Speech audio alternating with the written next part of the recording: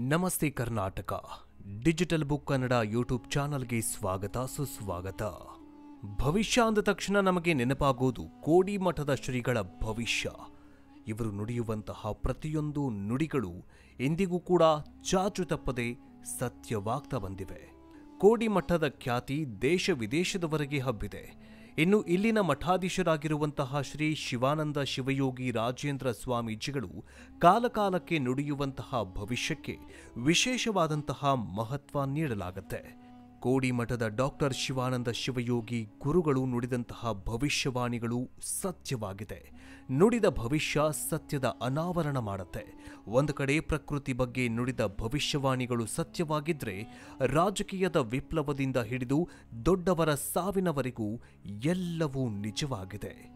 ಕೆಂಡದಂಥ ಭವಿಷ್ಯ, ಬೆಂಕಿಯುಂಡೆಯಂತಹ ಭವಿಷ್ಯ, ಕಲಿಯುಗದ ಒಳಿತು ಕೆಡುಕಿನ ಕಾಲಜ್ಞಾನ ಭವಿಷ್ಯ, ಪೂರ್ವಜರು ತಾಳೆಗರಿಯಲ್ಲಿ ಬರೆದಿಟ್ಟ ಭವಿಷ್ಯ, ಅದುವೇ ಕೋಡಿಶ್ರೀ ಭವಿಷ್ಯ ಇಂದು ಮತ್ತೆ ನಿಜವಾಗಿ ಹೋಗಿದೆ. ಸಾಮಾನ್ಯವಾಗಿ ಶ್ರೀಗಳು ಆಗಾಗ ಭವಿಷ್ಯವಾಣಿಯನ್ನ ನುಡಿತಾ ಇರ್ತಾರೆ. ಇದೀಗ ಮತ್ತೆ ಕೋಡಿಶ್ರೀಗಳ ಹೆಸರು ಮುನ್ನೆಲೆಗೆ ಬಂದಿದೆ. ಕಾರಣ ಅವರು ಈ ಹಿಂದಿನ ಅಚ್ಚರಿಯ ಭವಿಷ್ಯವಾಣಿಗಳು ಇಂದು ನಿಜವಾಗಿದೆ.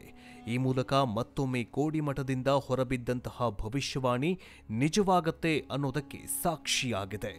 ಹಾಗಾದ್ರೆ ಅಷ್ಟಕ್ಕೂ ಕೋಡಿಮಠದ ಶ್ರೀಗಳು ಆಗ ನುಡಿದಿದ್ದ ಭವಿಷ್ಯವಾಣಿಗಳು ನಿಜವಾಗಿದ್ದಾದ್ರೂ ಹೇಗೆ? ಆ ಒಂದು ಕರಾಳ ಭವಿಷ್ಯವಾಣಿ ಈ ವರ್ಷದಲ್ಲಿ ಅವರು ನುಡಿದಿದ್ದ ಯಾವ ಭವಿಷ್ಯವಾಣಿಗಳು ನಿಜವಾಗಿದೆ? 2025ರ ಹೊಸ ವರ್ಷಕ್ಕೆ ಎಂಟ್ರಿ ಕೊಡ್ತಾ ಇದ್ದಂತೆ ಹೊಸ ಮಾರಕ ರೋಗ ಕೊರೋನಾ ವೈರಸ್ಗಿಂತ ಡಬಲ್ ಮ್ಯೂಟೆಂಟ್ ಆಗಿರುವಂತಹ HMPS ವೈರಸ್ನ ಬಗ್ಗೆಯೂ ಕೂಡ ಭವಿಷ್ಯವಾಣಿಯನ್ನು ನುಡಿದಿದ್ರು.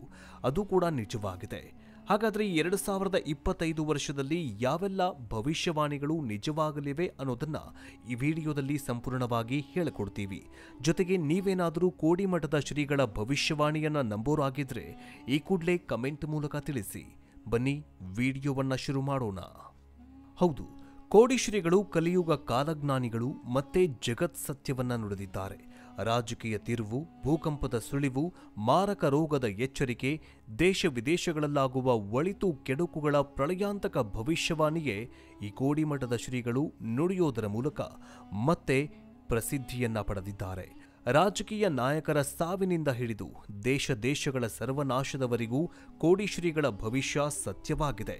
ಇಂತಹ ಮಹಾಕಾಲಜ್ಞಾನಿ ಕೋಡಿಶ್ರೀಗಳು ಮತ್ತೊಮ್ಮೆ ಒಳಿತು ಕೆಡುಕಿನ ಭವಿಷ್ಯ ಸ್ಫೋಟಿಸಿದ್ದಾರೆ. ವೀಕ್ಷಕರೇ, ಮುಂದಾಗುವಂತಹ ಒಳಿತು ಕೆಡುಕುಗಳ ಬಗ್ಗೆ ಶತಮಾನಗಳ ಹಿಂದೆ ತಾಳೆಗರಿಯಲ್ಲಿ ಬರೆದಿಟ್ಟಲಾಗಿದ್ದ ಭವಿಷ್ಯವನ್ನ ಕೋಡಿಶ್ರೀಗಳು ನುಡಿದಿದ್ದಾರೆ. ಆದರೆ ಅದಕ್ಕಿಂತ ಮುಂಚಿತವಾಗಿ ಕಳೆದ ಬಾರಿ ಕೋಡಿಶ್ರೀಗಳು ನುಡಿದಂತಹ ಭವಿಷ್ಯವಾಣಿಗಳು ಏನಾಗಿವೆ ಅಂತಂದ್ರೆ ಅವೆಲ್ಲವೂ ಕೂಡ ನಿಜವಾಗಿದೆ. 6 ತಿಂಗಳ ಹಿಂದಷ್ಟೇ ಬಾಗಲಕೋಟೆಯಲ್ಲಿ ಶ್ರೀಗಳು ಮಾತನಾಡುವಾಗ ಭಾರತಕ್ಕೆ ದೊಡ್ಡ ಅವಘಡ ಕಾದಿದೆ ಅಂತ ಹೇಳಿದ್ರು. ಅದರಂತೆ ಕೇರಳದಲ್ಲಿ ಮಹಾ ದುರಂತವೇ ನಡೆದು ಹೋಯಿತು. ಭೂ ಕುಸಿತಕ್ಕೆ ಒಂದಿಡೀ ಊರೇ ಸರ್ವನಾಶವಾಗಿ ಹೋಗಿತ್ತು. ಅದು ಕೂಡ ಭವಿಷ್ಯ ನಿಜವಾಗಿ ಬಿಟ್ಟಿದೆ.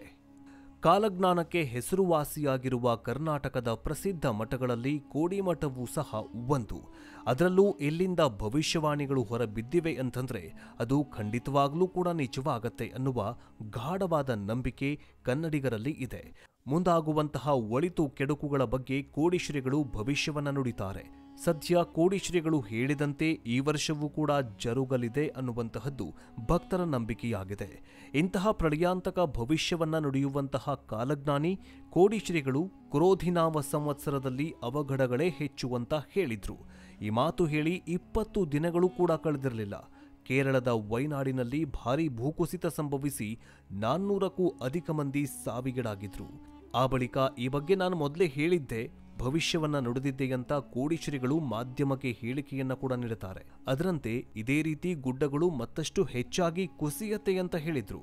ಕರ್ನಾಟಕದಲ್ಲಿ ನಡೆದಂತಹ ಶಿರೂರು ಗುಡ್ಡ ಕುಸಿತ, ವೈನಾಡು ದುರಂತವೇ ಇದಕ್ಕೆ ಸಾಕ್ಷಿಯಾಗಿದೆ ಅನ್ನೋದು ಗೊತ್ತಾಗತ್ತೆ. ಇನ್ನು ಕಾಲಜ್ಞಾನದ ಯಾವುದೇ ಭವಿಷ್ಯ ಸುಳ್ಳಾಗಿಲ್ಲ ಅಂತ ಆಗಾಗ ಭವಿಷ್ಯ ನುಡಿಯುವಂತಹ ಹಾಸನ ಜಿಲ್ಲೆಯ ಅರಸೀಕೆರೆ ತಾಲೂಕಿನ ಹಾರನಹಳ್ಳಿಯ ಕೋಡಿಮಠದ ಶ್ರೀ ಶಿವಾನಂದ ಶಿವಯೋಗಿ ರಾಜೇಂದ್ರ ಸ್ವಾಮೀಜಿಯವರು ಕಳೆದ 2 ತಿಂಗಳ ಹಿಂದೆ ಜಾಗತಿಕ ಮಟ್ಟದಲ್ಲಿ ಸಂಭವಿಸುವ ಘಟನೆಗಳ ಬಗ್ಗೆ ಭವಿಷ್ಯವನ್ನ ನುಡಿದಿದ್ರು. ಶ್ರಾವಣ ಮಾಸದ ನಂತರ ಜಾಗತಿಕ ಮಟ್ಟದಲ್ಲಿ ವಿಪರೀತ ಮಳೆಯಾಗತ್ತೆ ಅಂತ ಹೇಳಿದ್ರು. ಅಂತಾರಾಷ್ಟ್ರೀಯ ಮಟ್ಟದಲ್ಲಿ ಯುದ್ಧ ಭೀತಿ ಇದೆ, ಭೂಕಂಪ ಸುನಾಮಿಯ ಎಚ್ಚರಿಕೆ ಇದೆ ಅಂತ ಹೇಳಿದ್ರು. ಅದರಂತೆ ಸಾವಿನ ಸುನಾಮಿಯೂ ಕೂಡ ಏಳತ್ತೆ ಅಂತ ಹೇಳಿದ್ರು. ಇದರ ಜೊತೆಗೆ ವಿಷಾನಿಲ ಬೀಸುವ ಪ್ರಸಂಗವೂ ಕೂಡ ತುಂಬಾ ಇದೆ ಅಂತ ಹೇಳಿದ್ರು. ಈ ಭವಿಷ್ಯವನ್ನ ನುಡಿದ ಕೆಲವು ದಿನಗಳಲ್ಲಿ ವಿಶ್ವ ಪರ್ಯಟನೆ ಮಾಡಿದಂತಹ ಮಳೆರಾಯ ಇಡೀ ವಿಶ್ವಕ್ಕೆ ಜಲಗಂಡಾಂತರವನ್ನ ತಂದೊಡ್ಡಿದ್ದ. ಭೂಕಂಪಗಳು ಇಂಡೋನೇಷ್ಯಾದಲ್ಲಿ ಸಂಭವಿಸಿದ್ವು. ಇನ್ನು ಫಿಲಿಪೈನ್ಸ್ ನಗರದಲ್ಲಿ ಸುನಾಮಿಯ ಎಚ್ಚರಿಕೆಯನ್ನು ಕೂಡ ನೀಡಲಾಗಿತ್ತು. ಸಾವು ನೋವು ಹೆಚ್ಚು ಸಂಭವಿಸಿತ್ತು. ಇನ್ನು ಯುದ್ಧದ ಭೀತಿ, ಹೌದು, ಇಸ್ರೇಲ್ ಪ್ಯಾಲಿಸ್ತೇನ್ ಯುದ್ಧ, ಇಸ್ರೇಲ್ ಇರಾನ್ ಯುದ್ಧವನ್ನ ನಾವಿಲ್ಲಿ ನೆನಪಿಸಿಕೊಳ್ಳಬಹುದು. ಇನ್ನು ಮಾನವನ ದೇಹ ಅಶಕ್ತಿಯಿಂದ ದಾರಿಯಲ್ಲಿ ಬಿದ್ದು ಸಾಯ್ತವೆ ಅಂತ ಈ ವರ್ಷದ ಕಡೆಯ ಕೆಲವು ತಿಂಗಳ ಹಿಂದೆಯಷ್ಟೇ ಕೋಡಿಶ್ರೀಗಳು ಭವಿಷ್ಯವನ್ನ ನುಡಿದಿದ್ರು. ಈ ಭವಿಷ್ಯ ಇಂದು ನಿಜವಾಗ್ತಾ ಇದೆ. ಅದೆಷ್ಟೋ ಯುವಕರು ನೋಡ್ತಾ ಇದ್ದ ಹಾಗೆ ಹಾರ್ಟ್ ಅಟ್ಯಾಕ್ನಿಂದ ಸಾಯ್ತಾ ಇದ್ದಾರೆ. ಒಂದು ಕಡೆ ಸಾವು ನೋವು ಹೆಚ್ಚಾಗ್ತಾ ಇದೆ, ಇನ್ನೊಂದು ಕಡೆ ಯುದ್ಧದ ಭೀತಿಯೂ ಕೂಡ ಹೆಚ್ಚಾಗತ್ತೆ ಅಂತ ಕೂಡ ಹೇಳಿದ್ರು. ಇದನ್ನ ಹೊರತಾಗಿಯೂ ಕೋಡಿಶ್ರೀಗಳು ಹೇಳಿದ ಭವಿಷ್ಯವಾಣಿ ನಿಜವಾಗಿದೆ. ಅದು ಏನಂತಂದ್ರೆ ಮಳೆಯ ಬಗ್ಗೆ. ಕಾರ್ತಿಕ ಮಾಸದವರೆಗೂ ಮಳೆ ಆಗತ್ತೆ ಎಂತಲೂ ಸಹ ಭವಿಷ್ಯವಾಣಿಯನ್ನು ನುಡಿದಿದ್ರು. ಅದು ಕೂಡ ನಿಜವಾಗಿದೆ. ಇನ್ನು ಈ ವರ್ಷದಲ್ಲಿ ಯುಗಾದಿಯ ಮುನ್ನವೇ ಈ ವರ್ಷದ ಭವಿಷ್ಯವನ್ನ ನುಡಿದಿದ್ರು. ಆ ವೇಳೆ ಅವರು ಜಗತ್ತಲ್ಲಿ ಒಂದೆರಡು ಪ್ರಧಾನಿಗಳ ಸಾವಾಗುವ ಲಕ್ಷಣ ಕಾಣಿಸ್ತಾ ಇದೆ, ಜೊತೆಗೆ ಜಗತ್ತಿನ ದೊಡ್ಡ ವ್ಯಕ್ತಿ ಕೊಲೆಯಾಗತ್ತೆ ಅಂತ ಭವಿಷ್ಯವನ್ನ ನುಡಿದಿದ್ರು. ಅಲ್ಲದೆ ಕಳೆದ ವರ್ಷಕ್ಕಿಂತ ಹೆಚ್ಚು ಸಂಕಷ್ಟ ಈ ವರ್ಷ ಜಗತ್ತಿಗೆ ಎದುರಾಗಲಿದೆ ಅಂತ ಕೋಡಿಶ್ರೀಗಳು ಭವಿಷ್ಯವನ್ನ ನುಡಿದಿದ್ರು. ಇನ್ನು ಅಮೆರಿಕದ ಅಧ್ಯಕ್ಷ ಚುನಾವಣೆಗೂ ಮುನ್ನ ಟ್ರಂಪ್ ಅವರ ಮೇಲಿನ ದಾಳಿಯನ್ನ ನೀವು ಇಲ್ಲಿ ಗಮನಿಸಬಹುದು. ಆ ಒಂದು ಘಟನೆಯಲ್ಲಿ ಟ್ರಂಪ್ ಬದುಕುಳಿದಿದ್ದೇ ಹೆಚ್ಚು ಅನ್ನಬಹುದು. ಆದರೆ ಕೋಡಿಶ್ರೀಗಳು ಈ ಬಗ್ಗೆ ಭವಿಷ್ಯವನ್ನ ನುಡಿದಿದ್ರು. ಅದರಂತೆ ಮಾಜಿ ಪ್ರಧಾನಿ ಮನಮೋಹನ್ ಸಿಂಗ್ ಅವರು ನಮ್ಮನ್ನ ಅಗಲಿದ್ದಾರೆ, ಜೊತೆಗೆ ಎಸ್.ಎಂ. ಕೃಷ್ಣ ಅವರು ನಮ್ಮನ್ನ ಅಗಲಿದ್ದಾರೆ. ಇನ್ನು ಮತ್ತೊಂದು ಕಡೆ ಏನಂತಂದ್ರೆ ಇರಾನ್ನ ಅಧ್ಯಕ್ಷನ ಸಾವು ಕೂಡ ಆಗತ್ತೆ. ಇವೆಲ್ಲವೂ ಕೂಡ ಭವಿಷ್ಯವಾಣಿಗಳು ನಿಜವಾಗಿದೆ. ಇವೆಲ್ಲವೂ ಕುತೂಹಲ ಮೂಡಿಸಿದೆ. ಇನ್ನು ಗದಗದಲ್ಲಿ ಜನವರಿ 26ರಂದು ನುಡಿದಂತಹ ಆ ಒಂದು ಭವಿಷ್ಯವಾಣಿ 6 ತಿಂಗಳೊಳಗೆ ನಿಜವಾಗಿದೆ. ಇರಾನ್ನ ಅಧ್ಯಕ್ಷ ಇಬ್ರಾಹಿಂ ರೈಸಿ ಹೆಲಿಕಾಪ್ಟರ್ ದುರಂತದಲ್ಲಿ ಸಾವಿಗೀಡಾಗ್ತಾನೆ. ಅಭಿಮನ್ಯುವಿನ ಬಾಣದ ದಾರವನ್ನ ಮೋಸದಿಂದ ಕತ್ತರಿಸಿದ್ದೆ ಆತನ ಹೆಂಡತಿ ರಣರಂಗಕ್ಕೆ ಬರ್ತಾಳೆ ಅಂತ ಮುಖ್ಯಮಂತ್ರಿ ಸಿದ್ದರಾಮಯ್ಯ ಅವರ ವಿಚಾರದಲ್ಲಿ ಇದೇ ರೀತಿ ಮಾರ್ಮಿಕವಾಗಿ ಶ್ರೀಗಳು ಭವಿಷ್ಯವನ್ನ ನುಡಿದಿದ್ರು. ಅದು ಅಕ್ಷರಶಃ ನಿಜವಾಗಿದೆ ಅಂತಾನೆ ಹೇಳಬಹುದು. ಇನ್ನು ಶ್ರಾವಣ ಮಾಸಕ್ಕೂ ಮುನ್ನ ಕೋಡಿಶ್ರೀಗಳು ಧಾರವಾಡದಲ್ಲಿ ಮಾತನಾಡಿ ಭವಿಷ್ಯವನ್ನ ನುಡಿದಿದ್ರು. ಆಗ ಭಾರತದಲ್ಲಿ ಕೃಷ್ಣನಿದ್ದ, ಆದ್ದರಿಂದ ಗದಾಯುದ್ಧದಲ್ಲಿ ಭೀಮ ಗೆದ್ದ, ಆದ್ರೆ ಇಲ್ಲಿ ಕೃಷ್ಣನೇ ಇಲ್ಲ, ಆದ್ದರಿಂದ ದುರ್ಯೋಧನನ ಗೆಲುವಾಗತ್ತೆ ಅಂತ ಮಾರ್ಮಿಕವಾಗಿ ಭವಿಷ್ಯವನ್ನ ನುಡಿದಿದ್ರು. ಆ ಒಂದು ಭವಿಷ್ಯವನ್ನ ನುಡಿದು 2 ತಿಂಗಳ ನಂತರ ಈ ಬಗ್ಗೆ ಸ್ಪಷ್ಟನೆಯನ್ನ ಕೊಟ್ಟಿದ್ರು. ಅಭಿಮನ್ಯುವಿನ ಹೆಂಡತಿ ರಣರಂಗ ಪ್ರವೇಶ ಮಾಡ್ತಾಳೆ ಎಂದಿದ್ದೆ. ಈಗೇನಾಯ್ತು ಹೇಳಿ?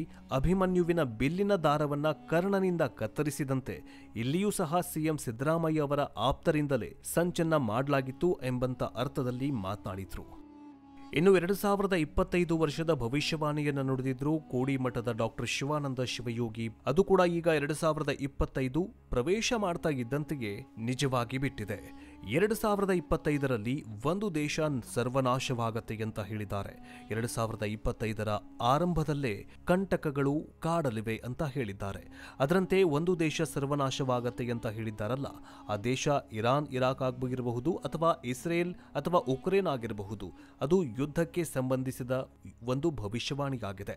ಆದರೆ ಈಗ ಒಂದು ವಿಷಜಂತುವಿನ ಕಾಟ ಇದೆಯಂತ ಭವಿಷ್ಯವಾಣಿಯನ್ನ ನುಡಿದಿದ್ರು. ಅದರಂತೆ ಕೊರೋನಾದ ನಂತರ ಈಗ HMPV ಚೀನಾದಿಂದ ಹೊಸ ವೈರಸ್ ಪ್ರಕರಣ ಈಗ ಭಾರತಕ್ಕೂ ಕೂಡ ಎಂಟ್ರಿ ಕೊಟ್ಟಿದೆ. ಇದರಿಂದಾಗಿ ಮತ್ತಷ್ಟು ಹೆಚ್ಚಿನ ಕಾಲ ಈ ವೈರಸ್ನ ಭೀತಿ ಎಲ್ಲರನ್ನ ಕಾಡ್ತಾಗಿದೆ. ಇನ್ನು ಇದಿಷ್ಟೇ ಅಲ್ಲದೆ ಮತ್ತೆ ಮನುಷ್ಯ ಲಾಕ್ ಆಗ್ತಾನೆ ಎಂತಲೂ ಕೂಡ ಹೇಳಿದ್ರು. ಆ ಭವಿಷ್ಯ ಇನ್ನೇನು ನಿಜವಾಗತ್ತಾ? 2025ರಲ್ಲಿ ಮತ್ತೆ ಲಾಕ್ಡೌನ್, ಮಾಸ್ಕ್ ಧರಿಸೋದು, ಸ್ಯಾನಿಟೈಸರ್ ಯೂಸ್ ಮಾಡೋದು, ಮಿನಿ ಲಾಕ್ಡೌನ್, ಕರ್ಫ್ಯೂ ಇವೆಲ್ಲವೂ ಕೂಡ ಮತ್ತೆ ಮರುಕಳಿಸುವ ಸಾಧ್ಯತೆ ಇದೆ. ಯಾಕಂತಂದ್ರೆ ಕೋಡಿಶ್ರೀಗಳು ನುಡಿದಂತಹ ಭವಿಷ್ಯವಾಣಿ ಈಗಾಗಲೇ ನಿಜವಾಗಿದೆ. ಅದರಂತೆ ಕೊರೋನಾ ವೈರಸ್ನಂತೆ HMPV ವೈರಸ್ ಈಗ ಮಕ್ಕಳನ್ನ ಹರಡಿಸ್ತಾ ಇದೆ. ಸೊ ಇದರಿಂದಾಗಿ ಮತ್ತೆ ಕೊರೋನಾದಂತೆ ಜನ ಲಾಕ್ ಆಗೋ ಸಾಧ್ಯತೆ ಇದೆ. ಈ ಒಂದು ಭವಿಷ್ಯವಾಣಿಯನ್ನ ಮೊದಲೇ ಹೇಳಿದ್ರು ಕೋಡಿಮಠದ ಡಾಕ್ಟರ್ ಶಿವಾನಂದ ಶಿವಯೋಗಿ ಗುರುಗಳು.